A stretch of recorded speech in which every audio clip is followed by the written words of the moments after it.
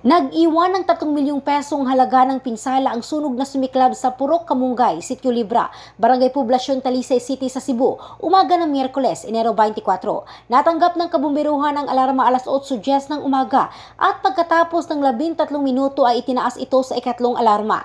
Habang alas 9:12 naman ito nakontrola at ganap na naapula alas 9:20 ng umaga. Ayon kay Fire Officer 1 Jerome Dolauta, fire investigator ng lungsod na makikipag-coordinate pa sila sa isang Elmer Labrador na umano'y may-ari ng bahay kung saan nagsimula ang sunog at susuriin rin ang mga impormasyong natanggap na meron umanong mga batang naglalaro ng apoy malapit sa isang bahay na gawa sa light materials na siyang umano'y pinagmula ng sunog.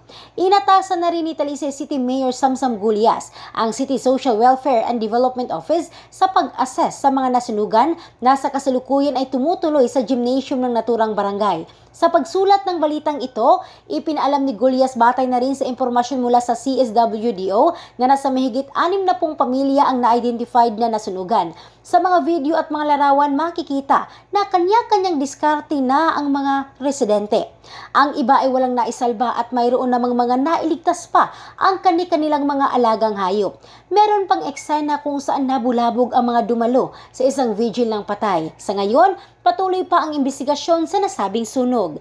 Ang bahaging ito ay hatid ng Drive Max Adult Herbal Capsule, lalaking laging umaangat. In the heart of changing lives, ito si Michelle Craste ng Brigada News Philippines, The Music and News Authority.